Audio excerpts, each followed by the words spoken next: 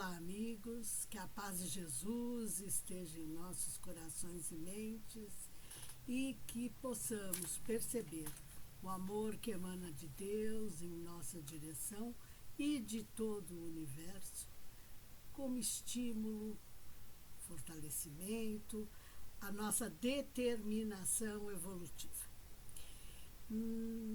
Agradeço essa oportunidade e agradeço a você que está ouvindo, participando dessa reflexão, conversando aqui comigo. Porque não deixa de ser uma conversa, né? Em espírito, estaremos conversando toda vez que estivermos ouvindo uma palestra, estaremos dialogando com o palestrante e o palestrante estará dialogando com o seu ouvinte. Agradeço muito a sua intenção. E nossa conversa, e agradeço também, claro, a oportunidade para essa conversa, a equipe do Frei Anselmo, uma casa pela qual tenho muito carinho e que eu conheço há muitos anos. Nem vou dizer quantos, porque não vou saber contar, né? É muito tempo. Mas agradeço também essa oportunidade. E o tema da nossa conversa hoje é escritores. Está no livro Caminho, Verdade e Vida, do Emmanuel, psicografado por Francisco Cândido Xavier, e é o texto de número 28. Sugiro que você leia esse texto para até poder usufruir melhor da nossa conversa. Não precisa ler agora, pode ler depois, mas para perceber a profundidade do texto de Emmanuel.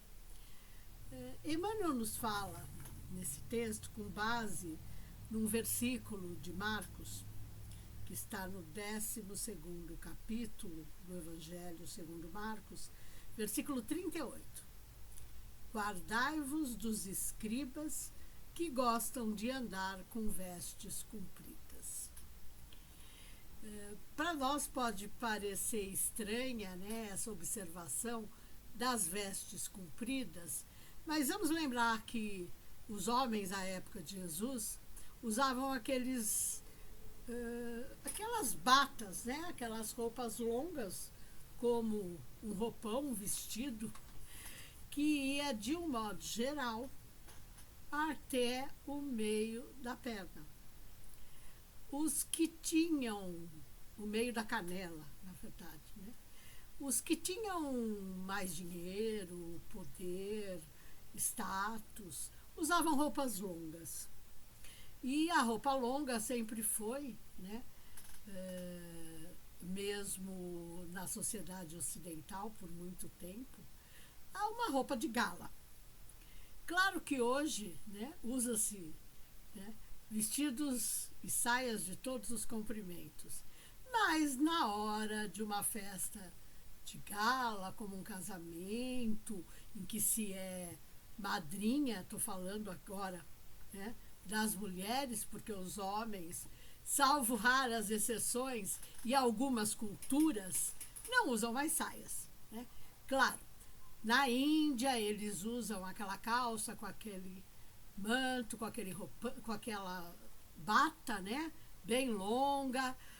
Os escoceses usam saia, mas alguns homens de vanguarda, né, também usam saia. Mas a gente está falando de roupa, né, basicamente hoje, feminina. E quando se é madrinha de um casamento, em formatura, né, usa-se longo. Ainda.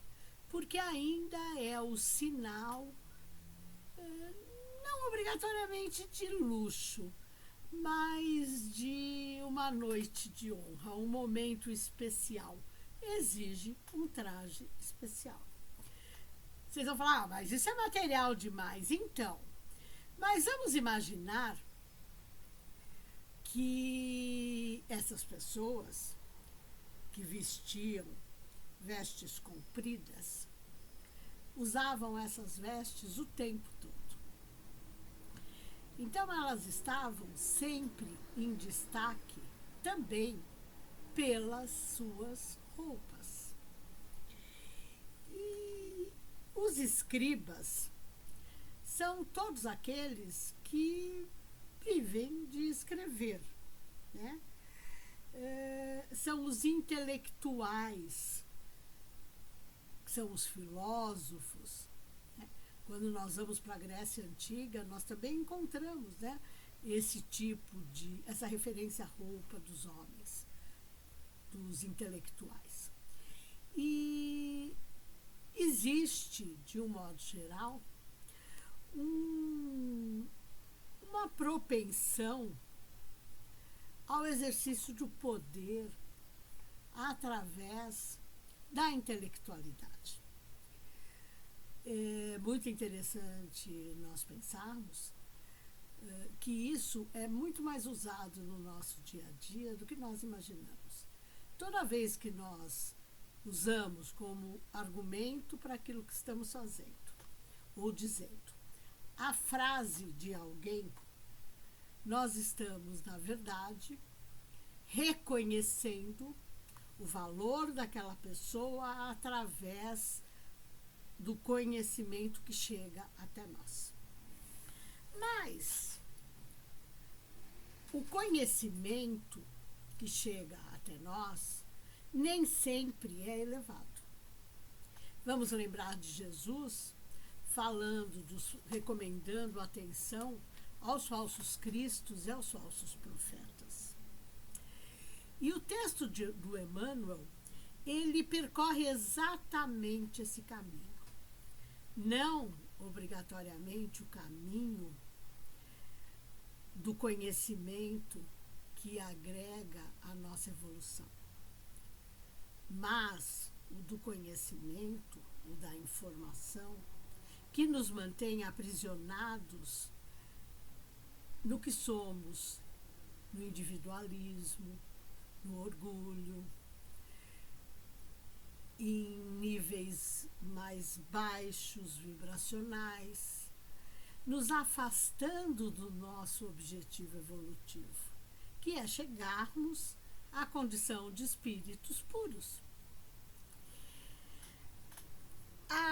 O conhecimento, o saber, a sabedoria, tem o objetivo de nos elevar. Mas a sabedoria comprometida, ou seja, aquela pseudo-sabedoria, pode nos levar a cometer desatinos se nós nos deixarmos envolver pelo clima criado. Então, Emmanuel nos fala aqui que é importante nós fugirmos dos intelectuais que matam a vida simples. E esta palavra, este adjetivo simples, é muito interessante. Porque simples é não complexo. Vocês vão falar para mim, mas é óbvio. Então, será que é tão óbvio assim? A gente usa simples para dizer que alguém é pobre, por exemplo. Como usa humilde para dizer que alguém é pobre. Será que ser simples é fácil? Nós gostamos de coisas simples? Será que quando a gente vai comprar, a gente procura o que é simples? Ou nós procuramos o que é diferente, o que chama atenção, o que nos valoriza, o que nos pode destacar em meio a muitas pessoas? Será que quando nós pensamos no conhecimento, nós também entendemos o conhecimento como algo simples? Porque, de um modo geral, muitas vezes as pessoas têm dificuldade de entender algumas coisas porque elas são complexas. Um texto muito rebuscado, com muitas palavras difíceis, ou palavras que não são mais usadas, né, são textos tidos como difíceis. O próprio texto do Emmanuel, que os livros foram psicografados na década de 50, 60, tem uma linguagem que não é a linguagem popular, né? Não é a linguagem do dia a dia das pessoas. Então, para muita gente, essa linguagem não é simples, porque ela exige atenção, exige que procuremos palavras no dicionário. Claro que não é por isso que não vai ser lido. Mas, quando nós pensamos em vida, estamos aqui falando, né, de um texto, já que é sobre escritores o texto. Quando nós trazemos isso para a vida do dia a dia, a simplicidade, para nós, é uma das coisas mais difíceis de serem conseguidas. Porque nós achamos que o que é simples está errado. Você tem um problema. Aí, a solução que vem para você, vou dar um exemplo básico, né? Teu cartão de crédito estourou, teu cheque está estourado, você está desempregado, está sem dinheiro, está endividado, ou seja, né? Os problemas do dia a dia. Qual é a receita para resolver isso? É pagar as contas. É gastar menos do que ganha. É parar de comprar. Ou não? É simples, não é? Não. É dificílimo. Uma pessoa como eu, que adora fazer compras, e não de coisa cara, eu adoro fazer compra. E eu sou daquele estilo ainda que eu vou mais pela quantidade do que pela qualidade. Então, tudo que é baratinho me atrai muito. E às vezes de baratinho eu gasto dinheirão. Porque é tudo baratinho. Ai, R$3, R$5, né? Aí quando você passa no caixa, você fala assim, nossa, né? Então, não é simples. É simples mudar a nossa alimentação. Ou quando nós pensamos em mudar a nossa alimentação, a gente já fica com vontade de comer tudo aquilo que não quer mais comer ou não pode. Ou então, nós começamos a só ver o que não pode ser comido. Então, não é simples. E quando nós falamos de escritores que matam essa vida simples, nós estamos falando de ideias muito bem elaboradas que passam a impressão da verdade, do bem-estar, da felicidade, do prazer, da alegria e, de um modo geral, vinculadas a coisas, a prazeres do mundo físico. Olhando para a nossa sociedade hoje, isso é muito visível. Nós encontramos, e vamos um pouco além dos escritores, porque na época de Emmanuel, a época que Emmanuel escreveu, não existia televisão, o rádio não era o que existia, mas não era uma coisa barata. Havia lugares em que os vizinhos se reuniam para ouvir rádio. Alguém comprava um rádio e convidava os vizinhos, como aconteceu com a televisão no começo dos tempos, como aconteceu com a internet no começo dos tempos, né? Quem tinha internet né? Os amigos, os vizinhos iam lá usar, telefone também foi assim. Então, todos esses meios de comunicação, eles sempre começaram de uma forma mais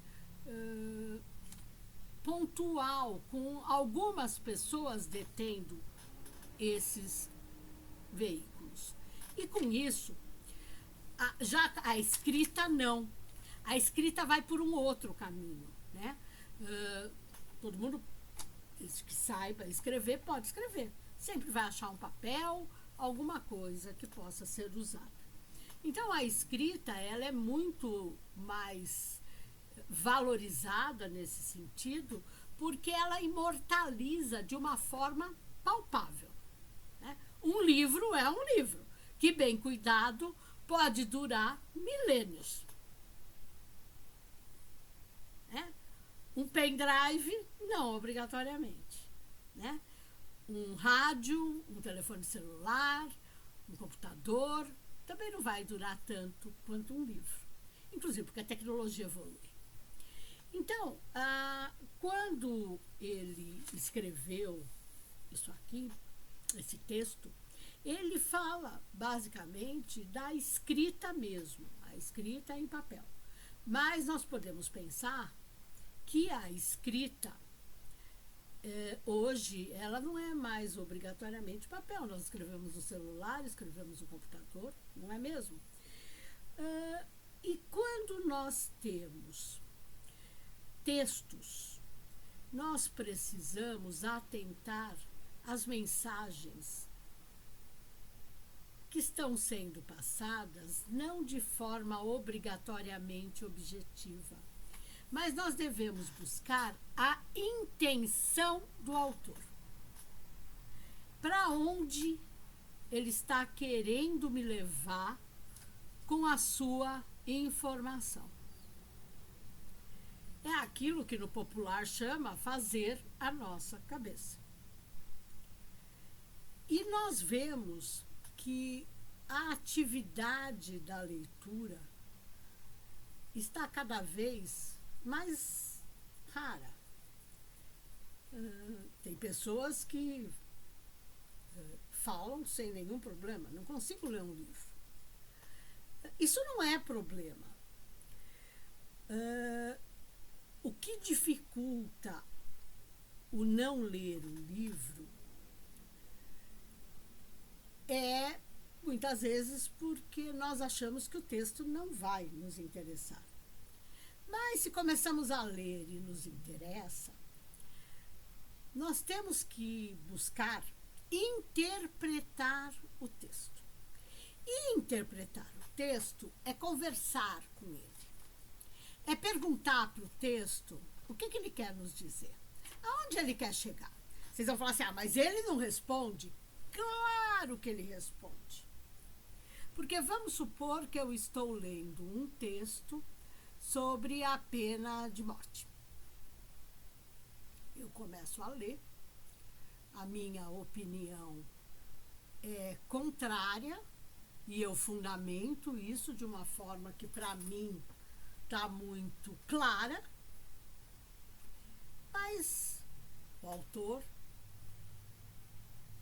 que eu obrigatoriamente não conheço, e aí seja um e-mail, uma mensagem de WhatsApp, uma matéria na televisão, não importa, tá? Um videozinho do TikTok, não importa qual é o meio. Vamos entender que a mensagem é o texto. A pessoa começa a me trazer argumentos que eu não consigo rebater porque eu não os conheço. Nenhum problema até aí. Mas a pessoa tem uma força de expressão, usa todo um envolvimento no seu falar, que o meu senso crítico começa a ser afetado. E eu começo a perceber a lógica do raciocínio da pessoa e questionar os meus posicionamentos individuais. Isso não obrigatoriamente eu faço de uma forma racional. Muitas vezes, este exercício de reflexão é imperceptível para mim. Mas eu me deixo envolver, e quando eu falo eu, são todas as pessoas que existem no planeta, acabam se deixando envolver pela forma, não pelo conteúdo. Um texto objetivo e direto é muito mais difícil de gerar isso. Então, seja ele um bom texto que nos leve para o bem, seja ele um texto que tente nos manter nas mesmas condições que estamos hoje, se ele for objetivo, dificilmente, é quase, não vou dizer impossível, mas a possibilidade de nós mudarmos de opinião é minúscula, é insignificante. Em compensação, quando o texto é bem elaborado, bem bonito,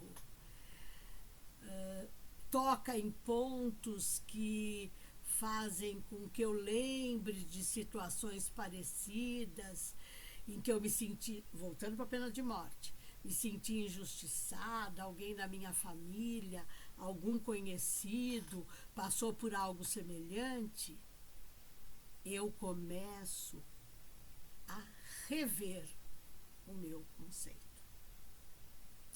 Porque esse conceito, para mim, ainda não é definitivo. E estes são os escritores que matam a vida simples. Porque tudo que é simples nos aproxima do cumprimento da lei divina. Tudo que é complexo tem meandros, tem caminhos a serem percorridos que, de um modo geral, nos afastam e tentam nos levar a burlar a lei divina. E por isso é complexo. O bem é simples. O que não é bom, não. O que não é bem, não é simples. Ele precisa ser elaborado para poder criar um clima de convencimento e de atração. Isso é bem interessante, porque quando nós vemos muitos programas de televisão, muitos filmes, nós vemos a apologia, a exaltação de alguns comportamentos que não obrigatoriamente são morais ou vão nos ajudar a evoluir, mas são comportamentos cotidianos de um mundo de provas e expiações. Eles não nos elevam, eles geram em nós sentimentos de decepção, de tristeza, de medo, de luto. Eles não geram em nós a vontade de fazer o bem, de ajudar o próximo, de entender o próximo, de colaborar com a sociedade para um mundo melhor, de ajudar na regeneração do planeta. Nada disso. E é dessas escritas, dessas matérias, desses livros, desses romances, desses filmes, dessas mensagens que nós devemos, não vou dizer fugir, mas nos afastar. Podemos, num primeiro momento, nos deixarmos enlevar pela mensagem, achar muito interessante, mas a nossa atenção precisa ser permanente, para que a gente perceba quais os caminhos tortos, os meandros que teremos de percorrer para cumprir aquilo.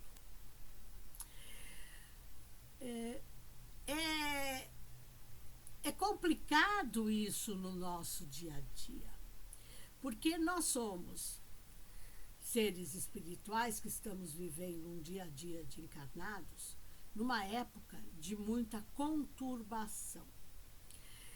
Conturbação de todos os tipos.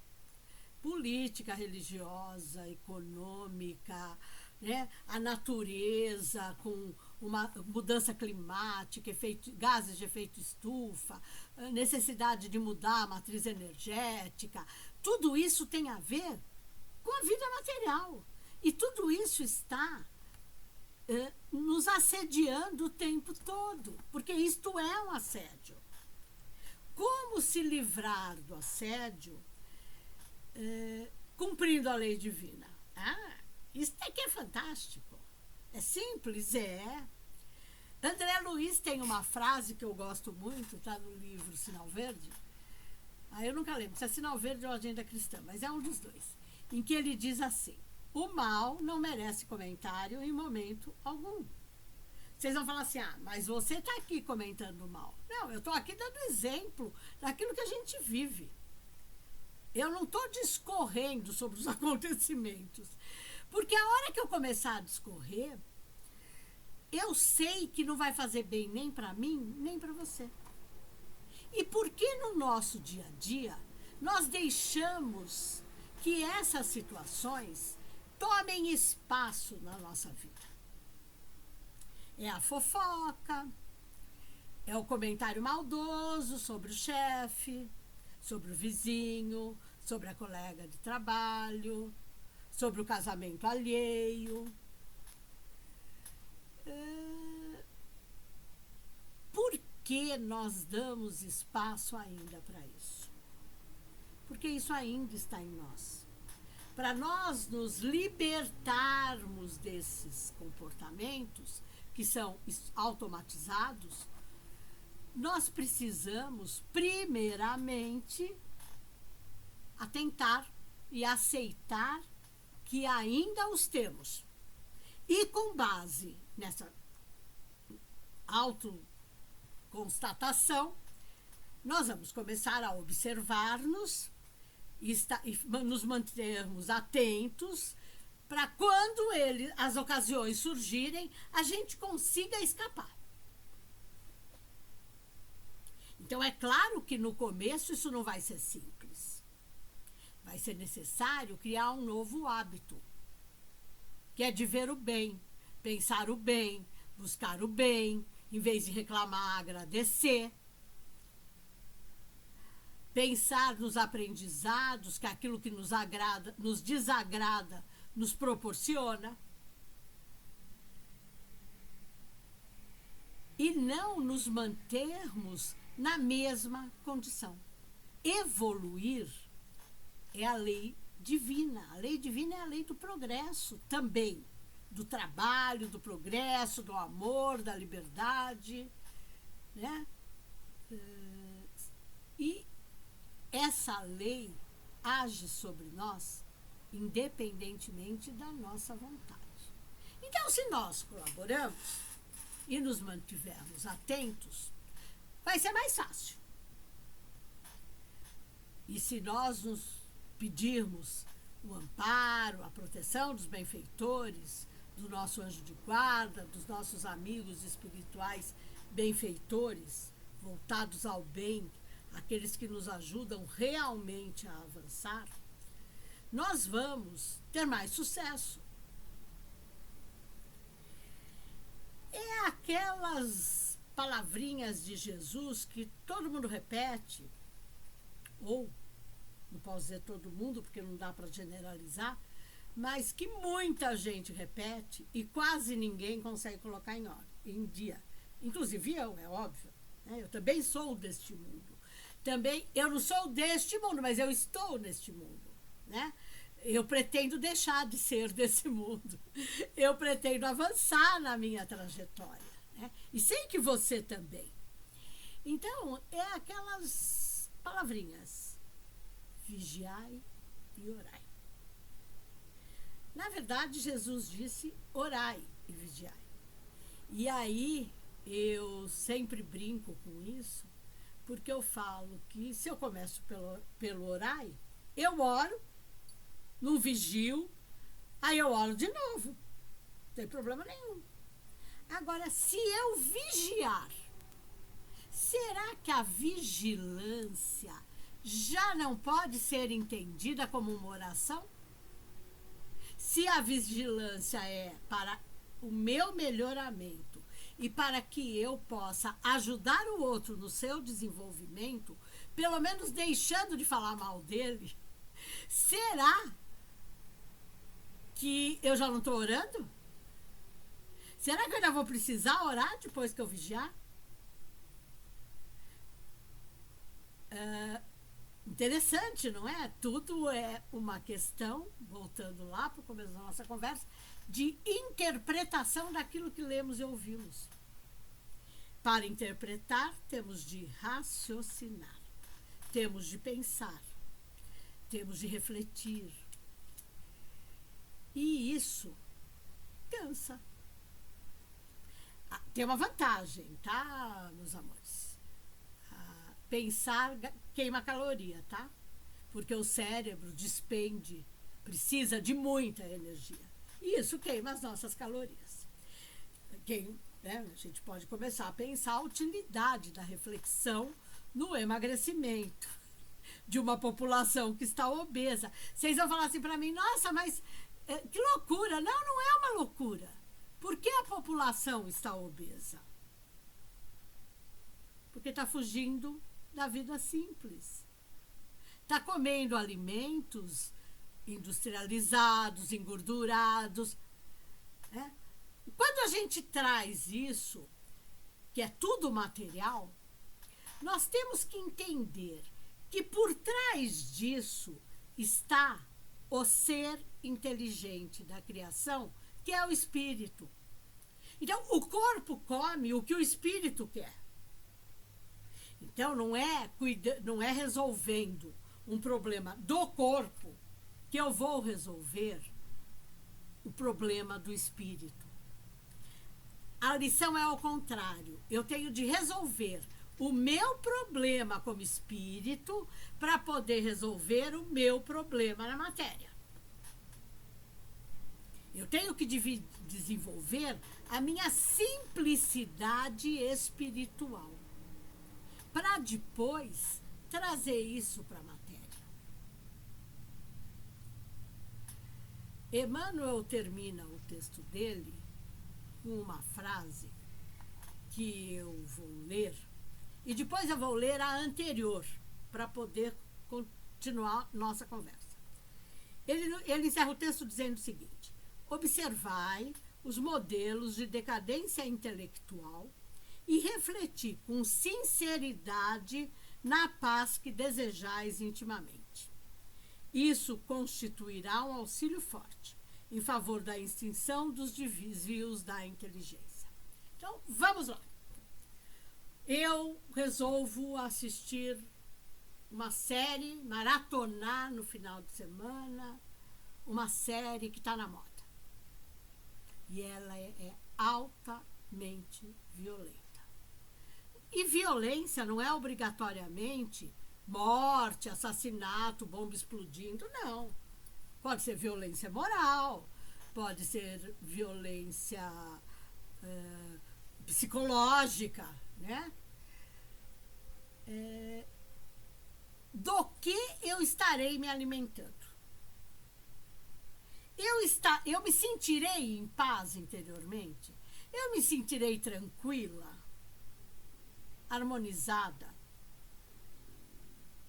Ou eu estarei me alimentando de energias tóxicas que, por prazer meu como espírito, eu transfiro para o meu corpo físico e me dá arritmia, frio no estômago, arrepio, taquicardia, choro, grito, Descabelo, um filme de terror. Tem algumas séries que fazem muito sucesso de zumbis. São ambientes propícios ao bem-estar mental. É disso que Emmanuel está falando. Quais são as nossas escolhas? O controle remoto da televisão somos nós. Tem muita gente que fala assim para mim: eu não assisto mais TV porque só tem desgraça. E aí eu pergunto para a pessoa que tipo de filme ela gosta de assistir. Quais as séries que ela assiste? E às vezes eu vejo que ela vê coisa muito pior do que o que passa na televisão. Com uma diferença: o que passa na televisão é o nosso mundo aqui fora, que é pelo qual nós precisamos vibrar para que ele melhore. E precisamos agir. Então nós só podemos agir se nós conhecermos. Agora, eu não quero saber de nada do que está acontecendo, mas só vejo coisa desagradável. A frase de antes dessa, que para mim é fundamental, é a seguinte: vossa alma não poderá nutrir-se de ideias inferiores na base da irreligião, do desrespeito, da desordem, da indisciplina. Porque essas características são de espíritos que não querem evoluir, que são resistentes ao bem. Na verdade, o bem é a única coisa que existe. Porque aquilo que nós chamamos popularmente de mal é simplesmente a ausência do bem. Da mesma forma que a complexidade é a ausência do simples. Ser simples é estar focado no bem. Porque fazer o bem é simples. E é nisto que nós temos de manter a nossa atenção. E também temos de tomar muito cuidado nesses diálogos como estamos tendo agora, para a gente não começar a falar assim: o fulano precisa ouvir isso. Realmente, não sei quem fez isso. Não, ele não precisa ouvir, porque ele não está ouvindo. Quem precisa ouvir sou eu que estou falando e você que está ouvindo. Isso é simples.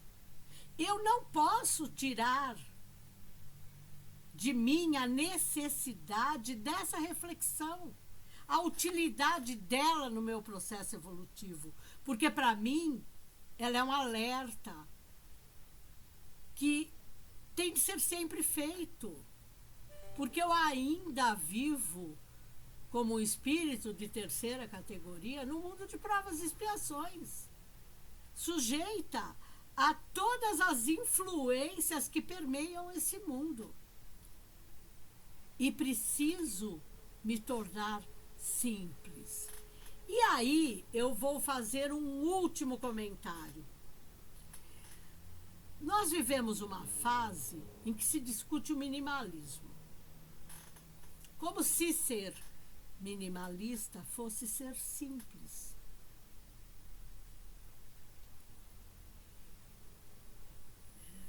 Há pessoas minimalistas que chegam a comprar uma camiseta preta, porque só usa camiseta preta, por $5.000. Vocês vão falar: isso existe? Existe. No mundo que nós vivemos hoje, meus amores, existe tudo que a gente pensar e quiser. O esquema é o que nós queremos.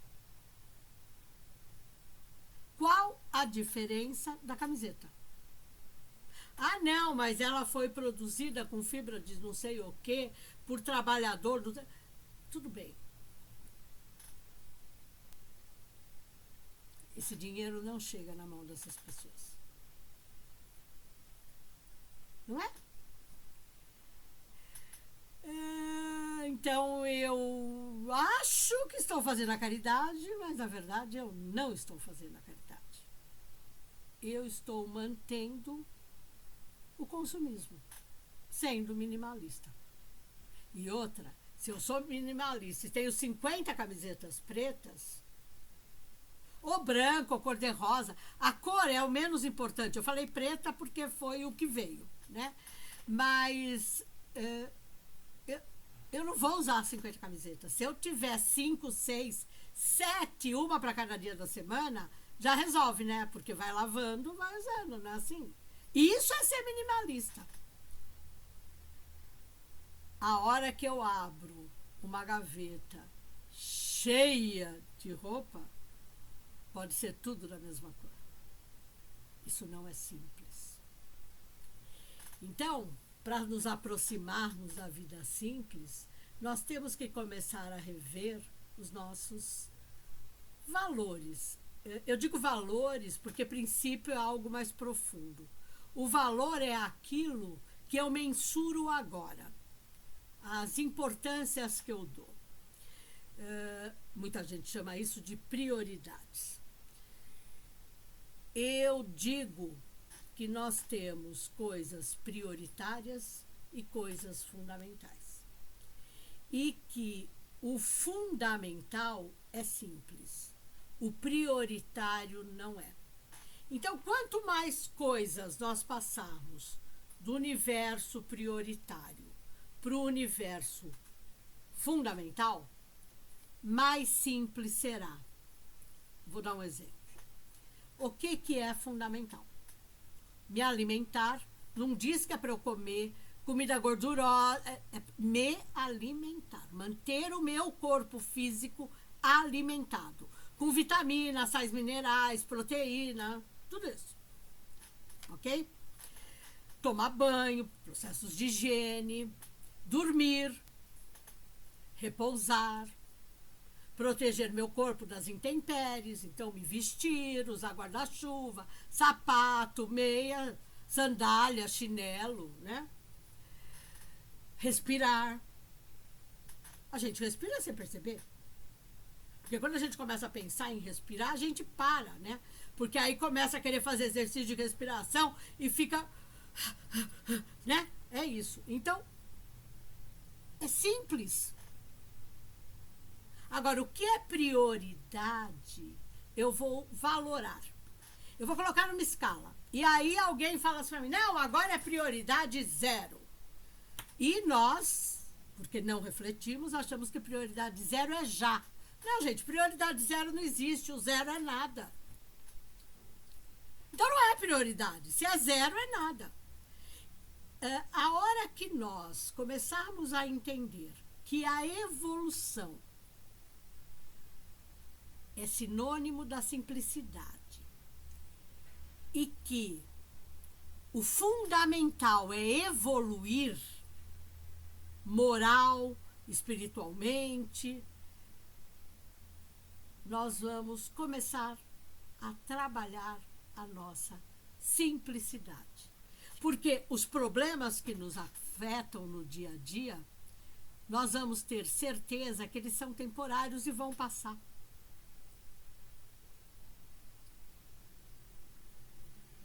Tudo vai passar, menos as nossas conquistas morais. Essas vão perdurar. É o bem que a traça não rói, nem o tempo corrói.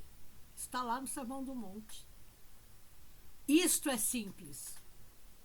Então, o que o Emmanuel nos chama nesses textos dos escritores é para tomarmos muito cuidado com o que estamos lendo, com o que estamos absorvendo, com o que estamos assistindo, para que possamos tornar a nossa vida simples e avançarmos mais rapidamente para a nossa destinação, que é a perfeição possível. Mas para chegarmos primeiro à regeneração, basta mudarmos, como diz Kardec, no último capítulo da Gênese, a nossa disposição moral. É este o convite de Emmanuel nesse texto. É este o convite que eu me faço várias vezes ao longo do dia e que eu convido você a também fazer. E sempre que eu tenho que me fazer este convite novamente, eu me lembro de Paulo de Tarso, numa de suas epístolas, em que ele diz: eu sei que eu tenho que fazer o bem, mas o mal que ainda há em mim me impede de fazer o bem que eu tenho que fazer. Porque o mal que ainda há em mim me mantém num mundo de provas e expiações. Então é óbvio que eu vou ter comportamentos condizentes com este mundo. Mas o meu esforço individual vai me ajudar, se ele for verdadeiro, a avançar. E com isso, algumas pessoas avançam comigo. Isto é simples, isto é verdadeiro e isto é principalmente definitivo. Muito obrigada por essa oportunidade, agradeço novamente e peço que lembremos sempre que não estamos sós. Nós temos muita gente torcendo pelo nosso sucesso, pela nossa evolução. E temos a nosso favor a lei divina, que nos impulsiona à evolução. Muito obrigada, que a paz de Jesus permaneça conosco e que nos momentos de dificuldade nós possamos lembrar que nós somos seres imortais e que Ele, Jesus, nos provou isso. Que assim seja. Beijo.